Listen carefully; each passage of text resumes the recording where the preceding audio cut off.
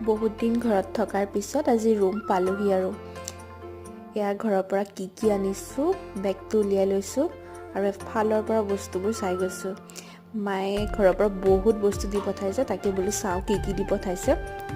biscuit শাক চব্জিৰে গোটেই বেগ একদম ভৰাই দিছে বহুত দিনলৈ শাক চব্জি নিকিনিলেও হ'ব আৰু এইখিনিয়ে বহুত দিন চলি যাব